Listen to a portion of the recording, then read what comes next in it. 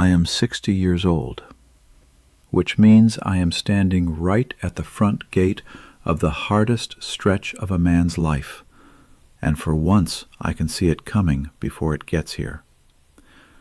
Nobody warns you about it honestly. They warn you about your pension and your blood pressure.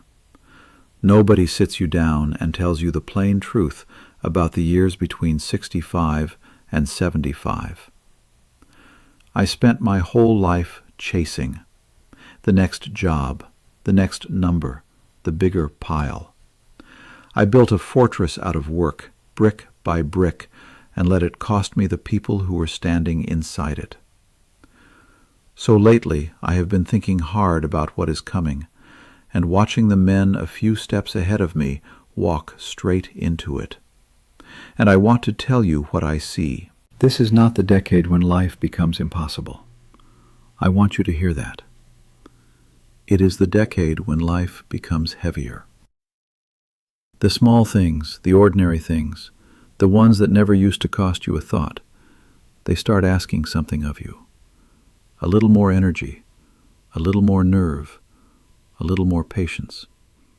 And if nobody tells you that, you start blaming yourself for changes that are happening to nearly every man your age. So here are 6 of them. Not to scare you, the opposite, so you can see them coming, the way I am finally trying to. The first one is sameness, and for a man like me, this one is a special kind of trap, because I spent 40 years in constant motion and never once learned how to sit still without going dull. You wake up one morning and notice you have driven the same road for a year, eaten the same supper on the same nights, sat in the same chair every evening, while the days run together like somebody photocopied your life over and over. I feel the early edge of it already at 60. When the chasing finally stopped, I thought I would rest. Instead, the days started blurring into one long gray Tuesday. And here is the thing I have learned. The mind goes dull faster when nothing surprises it anymore. People think staying sharp is crossword puzzles and vitamins. Those are fine, but what actually keeps a mind awake is a new thing, a small one. One afternoon I drove 3 roads past my usual turn and found a creek I never knew was there, and I sat and watched the water a while. Nothing happened. But that night I remembered the whole day, clear as glass, when most of my days had gone smooth and blank. So now I make myself do one unfamiliar thing a week, nothing big. You do not need to jump out of an airplane at 65. You walk a different street. You read a writer you never tried. You sit on a different bench. Because a man whose days all look the same slowly stops recording his own life. And I did enough not living back when I was busy. I am not about to do more of it now that I am finally free. The second one nobody likes to admit. Your circle goes small. And this one cuts me deep, because I did half the damage myself, on purpose, with both hands. I was the man who skipped the wedding for a deadline, who let the old friendships go quiet because they did not move the number. I built a small world brick by brick, and called it focus. Now I am 60, and the phone does not ring much, and I cannot blame a soul but the man who unplugged it.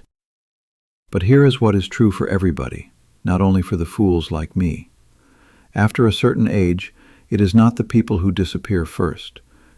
It is the wanting to reach out that goes first. The pull toward others gets weak. You stop calling because you are tired. You skip the visit because the chair at home is easier. And one season later, you are sitting alone, wondering where they all went. So hear me, because I learned this the expensive way. You do not need a crowd. You need small, regular contact. The fellow who nods at you over the fence. The woman at the store who knows your face. The person you keep meaning to call back. Pride tells you those do not matter. Pride is a liar, and it has cost me more than money ever did. And do not wait to feel like it. At our age, the doing comes first, and the wanting shows up later. Some days you put your boots on before you want to go, and the wanting comes walking up the road behind you. The third one may be the hardest, because it goes straight at a man's pride. Learning to be helped. Now this one was welded into me wrong from the start. My whole life strength meant carrying it alone. Ask for nothing. Owe nobody. I worked jobs I hated and paid every bill myself, and got very good at carrying weight in silence. But somewhere up ahead, life asks the question a man like me dreads most. Can you let somebody help you without feeling ashamed of it? I am already bad at this at 60. I knew a man named Sully, a proud old foreman, tough as a knot in oak. Would not let anybody carry his groceries after his heart went bad. Would not touch a cane. Would not ask his own son for a ride to the doctor. I am fine, he would say. I am fine. You know how that ended. One bad fall, then a hospital, then a home, and the most of his freedom gone in half a year, because he would not take a small hand while the trouble was still small. That one scared me, because I saw myself in him plain as a mirror. Asking for help early is not surrender. It is good sense. And here is the part the proud ones never hear. The people who love you usually want to help far more than you ever let them. When you wave off every offer, you tell yourself you are sparing them. You are only shutting them out of loving you. I spent a whole life doing exactly that. I do not recommend it. The fourth one sneaks in quiet. I call it the body's hesitation. Not weakness, not yet. Hesitation. The little pause before you stand up out of a chair. The second at the bottom of the stairs where you weigh whether the trip is even worth it. The load you carried easy for 30 years that has somehow gotten heavier than it has any right to be. I am only 60, and I can already feel the first of it. I reached up for a high shelf in the shed the other day, a thing I have done 1,000 times, and for the first time in my life my arm asked me a question before it moved. Are we sure about this? That stopped me cold. Not because I could not do it, because the easy confidence was gone. And here is what I have worked out. A lot of the time the body does not quit first. The willingness quits first. You skip one hard thing, then another, and the body learns a smaller life and takes you at your word. So I started fighting it in small ways. Every morning I walk a little farther down the road than I feel like walking. My knees complain the whole way. That is fine. The point is not to be an athlete at 60. The point is to keep telling the body we are still in this. Because the day the mind decides that moving does not matter anymore, the slide picks up its speed in the dark, or you cannot watch it happen. The fifth one we almost never say out loud. It is grief that does not leave. By the time you are deep into these years, everybody is carrying people who are gone. A brother, an old friend, a father. And for a man like me, there is a second kind stacked on top of it, and it is the worst kind. Grieving people who are still alive but gone from you, because you drove them off yourself. That is its own quiet funeral, and you do not even get to stand at a grave for it. The places go too. The shops close, the streets change, the old house sells to strangers. Some days you drive through a part of town you once knew by heart, and feel like a ghost walking around in your own memory. And grief stops coming in a storm. It works its way into an ordinary morning. You reach for the phone to call somebody who has been gone for years before you remember. Young people think grief is a thing you finish. It is not. It changes shape, it goes quiet, and it stays. But here is what I am learning, late as usual. I stopped treating it like an enemy to beat. I stopped asking, why can I not get over this? And I started asking, what if the remembering is part of the loving? Missing somebody means they mattered. Still feeling it means your heart is still working.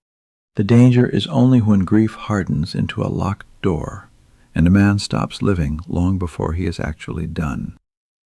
So if you have lost people, and nearly all of us have, do not build a shrine out of the pain and move into it for good. Say their names. Tell the old stories. Listen to me close on this one.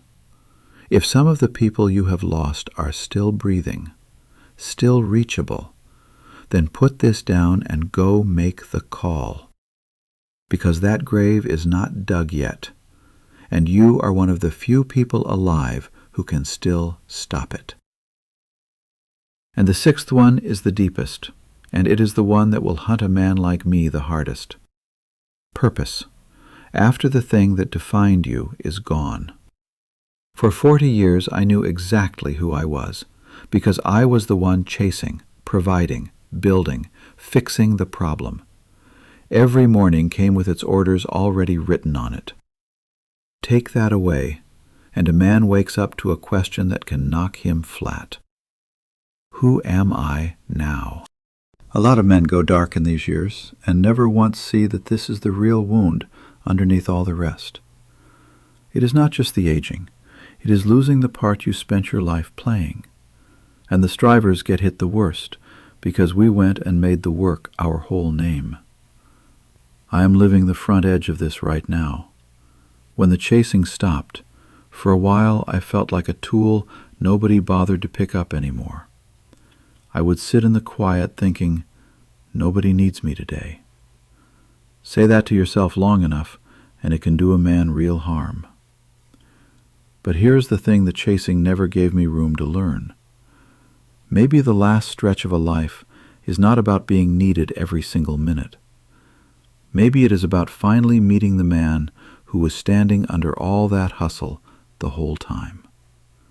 That takes quiet, and it takes honesty, and a striver is poor at both.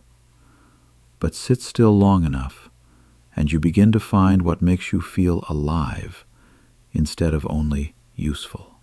For me, it turned out to be small things. Splitting wood and feeling my own arms do honest work. Fixing a thing with my hands for no money at all, just to make a dead thing run again. Sitting by the water, doing absolutely nothing the world would ever pay me for. The world teaches you to build yourself out of what you achieve. These years teach you the thing the chase never could. You are not your output. You are still somebody when the work stops, if you have the nerve to go find out who that is. So here is what I want you to take from a man standing at the gate of these years, looking in. You are not failing because life feels heavier now. You are carrying a body and a mind that simply need more care than they used to. That is not weakness. That is being a man who has lived a while. There is still real beauty waiting in there. Still curiosity. Still people. Still laughter. Still a reason to get up in the morning. Not the loud kind the world cheers for. The quiet, true kind. I chased the loud kind my whole life, and I am here to tell you it was never the thing. So take the walk, make the call, try the one new thing. Let somebody help you, and be a little kinder to yourself than you were yesterday. I am trying hard to do the same. Take care of yourself out there.